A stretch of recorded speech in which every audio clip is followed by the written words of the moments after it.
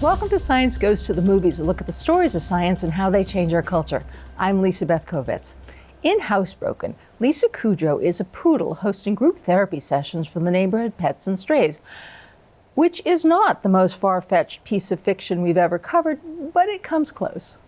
Our guest is Sarah Elizabeth Byosiere, head of the Hunter College Thinking Dog Center, where they turn a scientific eye to dog behaviors and cognition. Sarah, welcome to the show. Thank you for having me. It's good to be here. In HouseBroken, the anthropomorphize canine characters often respond to stimulus like people would.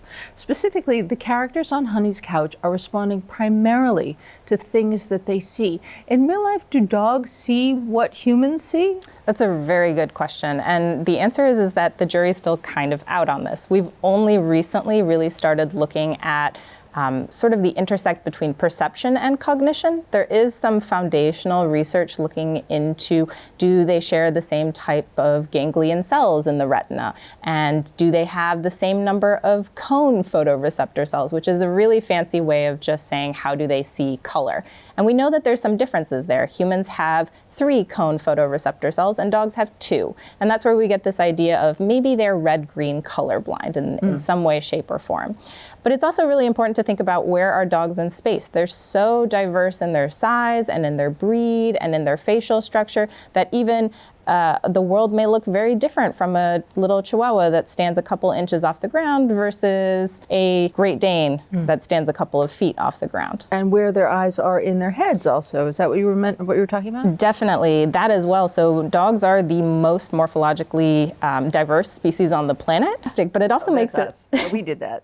Did we do we that? did that. Yeah, we did that. Yes, we played a role in artificially selecting for those types of things, for sure. But that means that you have different nose lengths as well, and the nose lengths can also get in the way, meaning that what your 2 eyes see can be occluded by the protruding nose that comes out. So something that has more of an ancestral face like structure, like a German Shepherd or a Labrador, something that kind of looks a little bit more wolf-like, has a little bit more binocular overlap than something that's flat-faced. So a pug, a boxer. And that might mean that the world looks a little bit different in how they have to move their snoot around in order to avoid their nose that's getting in their face. And does a dog have good visual cognition? They do and they don't in some ways. It depends on how you want to compare them, if you do want to compare them. And that's because they have other sensory systems, right, that are really quite adept to their environment. Sniffing is huge for dogs. They have extra nasal receptors in their nasal cavity, and then they also have an additional organ called the vomeronasal organ, which allows them to interpret more about the sense around them. And so in comparison to their vision, their scent takes the lead. But they're still pretty good. They can see the things around them as long as they're not visually impaired. How do you study the visual cognition of a dog? One of the best ways to study visual cognition is to look at perception and actually look at misperception. And so we take a fun take on trying to study cognition and what dogs see through studying illusion susceptibility. So we give dogs illusions and ask them, do they fall for them? And that's the easiest way usually because it's quite difficult for us to even compare human vision to one another. Right. Perception is a very particular personal issue. Yep. And one of the things that's really interesting is because we as humans rely on our eyes so heavily, oftentimes our studies are really focused on using vision as the modality. So 74-ish% of all cognition tasks that are done with dogs are visually based. And that means that we also have to think about, are we actually using their best sense when we're testing them? Could it be that if we find null results in some way that it's actually our test that isn't very good? With all of these variables, how do you scientifically form a test when you're talking about really an enormous amount of variables? It's difficult, and I think most researchers go into this recognizing that there's no way we're ever going to be able to evaluate all of the 400 plus dog breeds that are registered in the American Kennel Club, plus all the shelter dogs that are mixed breeds and all the designer dog breeds that are there. It's not feasible. And so we go into this thinking, what's the best that we can do? And so thinking about things like, rather than classifying by breed, can we do something where we look at facial shape? So breaking down those categories of flat-faced dogs versus long-snouted dogs dogs versus more ancestral looking dogs.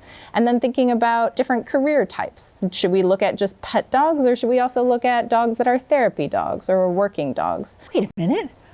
Pet dogs have a career? Pet dogs have a career. It's very important. Companion animals.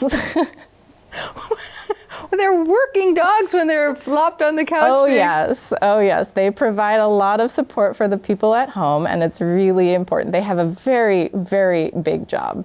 In HouseBroken, throughout the early episodes of season 1, Kudo's poodle Honey has fantasies about running away with a handsome wild coyote who's been sniffing around her garbage can. But really, Sarah, how much could a poodle possibly have in common with a wild coyote? I mean, what would they even talk about on their date? Surprisingly, I think maybe they could probably talk about a lot of things, at least in this show. In the real world, most interactions with wildlife are probably interactions that should be avoided. Coyotes actually pose quite a threat to little dogs in various places across the U.S. where they are present. So definitely, I would say stay away, don't go associate. But that being said, there are some parallels between domestic dogs, your pets at home, and other wild canids that in terms of their cognition, in terms of their behavior, and also in terms of the fact that they technically still could reproduce with one another. Right. They're still the same species as long as they can reproduce. Yep, they're variations. They're all canids. But I think also that that the media sees a wild dog as something wonderful, or a wild coyote has all of the things of wild. But if you've seen a wild coyote sniffing around your garbage, it's not anything you want to come up to. No, definitely not. I think probably one of the most interesting experiments that I've seen was a project that was done in Hungary, where they gave Hungarian PhD students wolf puppies to raise in an effort to essentially see, could you raise a wolf puppy to be a dog? And it worked out great. These students seemed really excited. There's some fantastic footage out there of them showing off their puppies, taking them to college campuses and just showing them off around town. And probably around 4-ish, 5 months is where they started to get into trouble. They just wreak havoc in the home, jump on tables, get into refrigerators. And so essentially the study was cut early, and the wolves were placed in sanctuaries where they needed to be, and the poor PhD students were free to not spend 24/7 dealing with wild animals in the house. Right. Even so, the question of wild is actually a generational thing and not just a nurturing thing. Well, so it does seem, yes, that in fact it's going to take a little while to turn a coyote into a dog. And another good example of this is the Russian fox farm experiments that you see, where over time, through various generations, you can select for friendliness in terms of your breeding practices, and you can get a fox that almost acts dog-like and physiologically looks like a dog. It has floppy ears, it has a curly tail. They love associating with people. So it's kind of cool to think about. In the end, HouseBroken is not really about dogs and cats. It's all about us. But can we or should we prescribe human cognition to these dogs the way they do in these very entertaining movies? I think you could go both ways with this question. On the one hand, I think anthropomorphizing, so putting on these sort of human-like traits and characteristics on animals, can help us learn a bit more about them, can make them more relatable, and there's a really great benefit there from an educational side of things. The question then becomes, when we see our dog get into the trash can and they've pulled everything out and they stare at us with those puppy dog eyes and we go, oh, they're guilty, they're feeling guilty. That's great to say at home, but the question is also, do they have guilt? Do they understand that? And so when it comes to thinking about how we interpret these behaviors, I think it's very important that researchers and scientists maintain, have clear definitions about what we're looking for. And we shouldn't anthropomorphize in that sense. We can interpret and say potentially this is a precursor or an indirect representation of guilt. But I think at home, if it makes you, if it forms a stronger relationship with your pet and you enjoy talking to them, there's no harm, no foul. At the Hunter Thinking Dog Center, you do test both working dogs and pet dogs, and it's probably an absolutely understood thing in your profession. But what jumped out at me was that the pet dogs are motivated by food, or trained to be motivated by food, and the working dogs are trained to be motivated by toys. Yeah, so this is a difference that you sometimes see. And actually, it depends on the dog that you're working with. Sometimes at the dog center, we have a dog that has a clear preference for toys over food, and then we'll actually adapt accordingly. It's usually easier to use food in the sense that if you're working with a dog, you reward them, right, for something that they've done successfully, and you give them a piece of food and you move on. So training in daily life can be quite quick if you use food. Whereas if you use something like a toy, you actually can't just give the toy, you have to play with the toy, right? You have to rile the dog up, you have to get them motivated. And so with working dogs, a lot of the time, the toy is used because it's easy to have on you, but also they're doing really complex tasks that take quite long. And so you really want to make sure that they're very, very happy once they're done, and you reward them with these longer play sessions, just to tell them you did great. One of your tests pits a dog against an unsolvable problem. What's an unsolvable problem for a dog?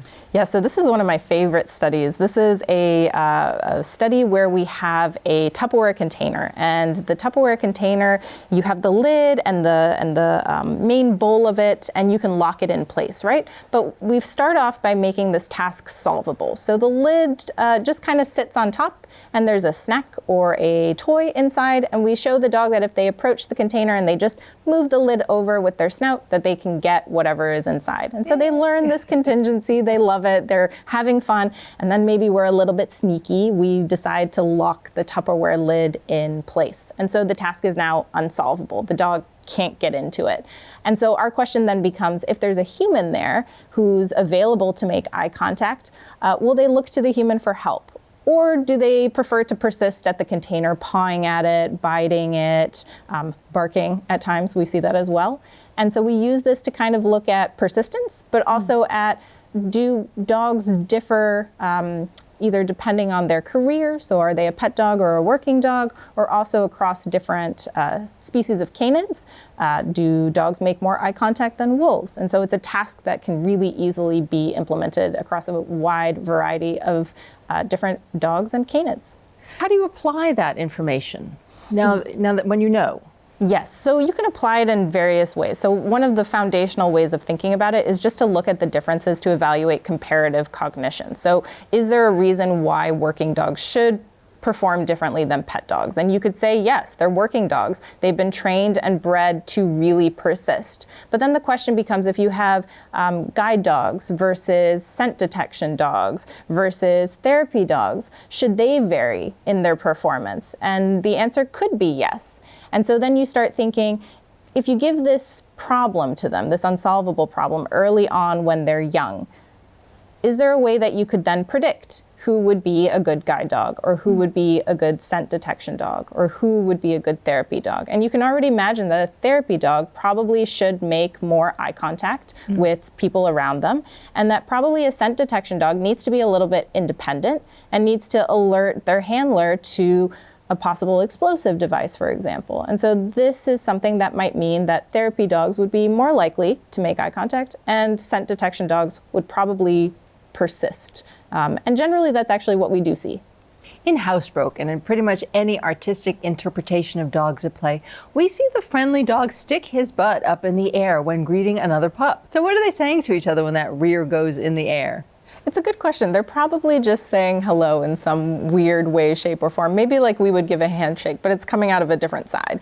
And then that being said, just as we were talking about earlier, if dogs really do have these fantastic noses, then this is a way that they should be interacting with the world, sniffing individuals, sniffing things around them. So I say, unless they're doing something inappropriate or you're worried about the interaction, you can probably just let them sniff and say hello. But you did your master's in that puppy greeting. How do you form a scientific study about that puppy greeting? Exactly. So we were looking at a behavior called the play bow. So this is where you see the forearms low to the ground and you get this high rump crouch position, very similar to downward dog in yoga, if that puts a picture in your head of what this might look like. It's a play signal, and it's a signal to indicate usually that an individual is happy to interact and potentially that they want to continue interacting. And the way we got started with this question was, it was a behavior that we noticed at dog parks and when dogs were interacting with humans. And so the question was, what is it? What does it mean? And we actually started looking at what context do you see this behavior and what behaviors are happening before and after? And can that tell us a little something about when they use it and why they use it? In my dog, it's almost immediately followed by a gigantic jump into the air saying, let's go. Exactly. Play, play, play. Exactly. And that's typically what we see. We see these kind of runaway chase interactions that ensue. So usually dogs will end up pausing and you'll see the play bow. Either one does it or both of them do it. And then somebody runs away. And if the interaction is positive and they want to continue, everybody runs off and has a good time. Honey and her domestic partner, Chief, go to daycare where they meet a bonded pair of color-coordinated dogs named Rutabaga and Juliet, who tell Honey that the shelter designated them a bonded pair and insisted that they be adopted together. Is the idea of the bonded pair something that we are anthropomorphizing onto animals, or do animals have friendships? This is a fantastic question, and there's actually not a ton of research about it in dogs. Some research comes from actually doggy daycares, looking at who's interacting with whom on a regular daily basis. But in general, I would say that when it comes to bonded pairs, there is some merit to it. A lot of the times these dogs are entering the shelter. It's a very stressful environment. Their world has been turned upside down, and maybe these two dogs came from the same home originally. And so possibly it could be in their best interest to adopt them out together to a home where they don't have as much change. So it's just an additional way to keep stability. Not every duo that comes into the shelter needs to be designated a bonded pair, and oftentimes they're not. And that's the shelter that evaluates what's in the best interest for the dog. But when it comes to friendships in general, we actually don't call them friendships. We call it affiliation. So we come up with scores to rank affiliation. So how much time does individual A spend with B versus C? And do things like age, sex, neuter status, does this matter? Does it matter if you come from the same home? And it does seem that certain individuals really like interacting with other individuals. You might notice this if you go to the park and your dog kind of sniffs someone and then goes, nah, no thanks, I'm gonna go interact with that one over there. So they do have preferences and preferential partners in which to interact with. Why not call them friendships? Why call them? It's a good question, and I think it leads to this idea of anthropomorphizing. The question is, what is a friendship? How does one designate what is a friendship versus something else? And so thinking about a score or a way of listing out a preference of who you would like to affiliate with could be in some cases defined as a friendship. Maybe if you have a certain score of, let's say on a scale from 0 to 1, 1 being the highest, if you never see those animals apart and they have the top score of 1, maybe that would be indicative of a friendship. But the question is, how do you define friendship? And then how can we evaluate it? If you call it a friendship, then you have the additional variable of the observer applying their understanding of friendship to the dog. Exactly, and that can play a big role in how we are looking at who is interacting with whom. Because if we are using human eyes to look at videos and we already have this preconceived notion about what a friendship is, that might impact what we're doing in the study, and that's something we certainly try to avoid. Dog science is way more complicated than it looks like from the outside. Yeah, it's got its ups and downs, but it's mostly ups. In HouseBroken, Honey is not a licensed therapist. She did not go to college, and also she is a poodle. So Honey cannot prescribe medications to mitigate the stress and anxiety of the animals on her couch. But as a scientist, should we as humans take what we understand about cortisol levels and apply it to the stress and anxiety of the shelter system?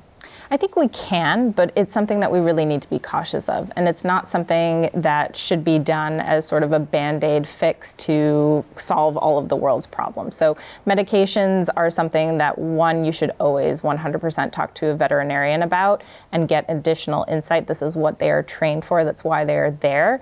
But there are some dogs that would do really well with training and medication. And so when it comes to thinking about, is this the right fit for you? one of my suggestions would be look up certified applied animal behaviorists or find a veterinarian who's also trained in behavior, because not every veterinarian has a background in actually looking at animal behavior, which is kind of bizarre. But that being said, if you find a vet behaviorist, they are more likely to be able to help you with maybe a more all-encompassing approach to thinking about what behavior is a problem here in the owner's eyes. How can we make this a better fit for both the owner and the dog? Does it require medication? Does it require more different training practices? And that might be the best way to go. Movies and TV are full of canine stereotyping.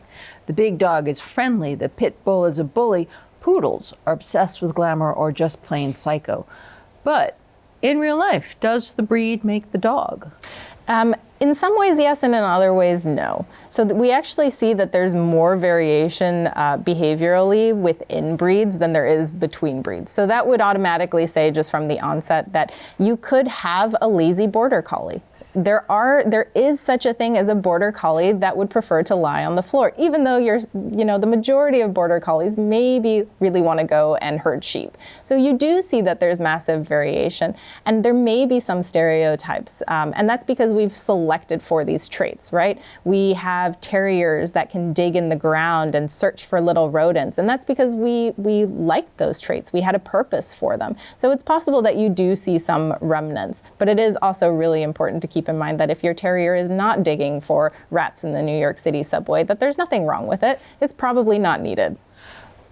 But say like you have a little Jack Russell who's asking for a friend. Say you have a little Jack Russell who's used to doing what Jack Russells do. Is that going to cause a great deal of anxiety in that little dog who's...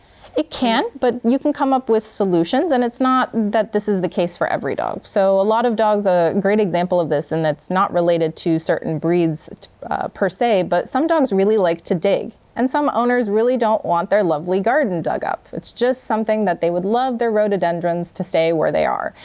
So you could think about, okay, can we have, instead of suppressing that behavior, which may be a basic need that needs to be fulfilled or might actually help the dog feel a little bit more calm in some way, is there a place where they can dig? And so that's where you see people getting these kiddie swimming pools, filling them with sand. You can even, I think on Amazon, buy little indoor pits that dogs can dig in with little balls that are in there, like a little mini doggy ball pit. And so you can give alternatives that fit into their daily routine, but also can fit into what a human is hoping to accomplish. Where are we with overall of these of getting these dogs to be, and cats to be, our home fuzzy companions? Yeah, so when we're breeding dogs for various purposes, and sometimes it's not related to breeding, sometimes it's just a dog that's really well adapted for a certain situation. Like New York City is extremely overwhelming, and there are dogs that really excel in this environment, and there are dogs that really don't. And sometimes genetics don't play a role. Sometimes it's the combinations with genetics and the environment. Sometimes it's just the environment, and it's really hard to parse those things apart. So a lot of the time it's just thinking about what's a good fit. Can you meet your dog halfway? Because they know a lot about human body language. They know 90 some plus words on average. I mean, they're rather impressive. Humans can understand 6 barks, 98 versus 6. That's a big difference. So if we have a problem behavior, or what we as humans see as a problem behavior, and we can mediate it in some way to make our dogs happy and to also please your housemates, roommates, partners, husbands, wives, etc., kids. Rhododendrons. Rhododendrons, yeah, these are really important. Then if it works for you, then fantastic. Like a lot of people, I got a dog during the pandemic and my life changed. And I know you study dogs, but what did the dogs do to us? Dogs are fantastic in so many different ways. We actually see that when humans interact with dogs, we tend to feel better. We tend to feel less stressed. We see that hormones that are related to the maternal bond, so hormones that you see in new mothers who are looking at their newborns, like dopamine and oxytocin, we call them love hormones, they increase in humans, suggesting that this is a really fantastic interaction and it makes us feel good. And the cool thing is that actually certain studies suggest that these same hormones also increase in dogs. So it's bidirectional. My dog seems to like me. Yeah. A lot. It's important. But New York City is a very special place of noises and smells and space. And okay, maybe I'm a little biased, but are New York City dogs just better than all the other dogs in the world? I would say that New York City dogs have a really hard environment in which they live. It's different from most other places. This urban environment is extra urban. And so that means that our New York City dogs have to take everything in stride. They can't be super fearful of noises. They can't be super opposed to seeing new people, new dogs. There's so many things out there. Even the pigeons. The pigeons don't fly away when you stand next to them, and they just hang out there. And then the question becomes, okay, do I now need to have a pigeon friend too? So New York City dogs just have a lot to deal with, but that's not to say that a dog that lives in a more rural environment doesn't have its own issues to deal with in that environment as well. How can a New York City dog owner get involved with a Hunter Thinking Dog Center? We would love to have New York City dogs and their owners come and participate in more of our problem-solving games. We do everything from studies that happen online where we send you instructions and you become the scientist at home with your dog. Send us a video and tell us a little bit about how your experience went. And hopefully soon we'll be able to re-welcome some of our pet owners back into our Hunter space where the dogs can run around and get to know our students and just play with all the toys we have. Sarah Elizabeth, thank you so much for spending time with us. Thank you for having me.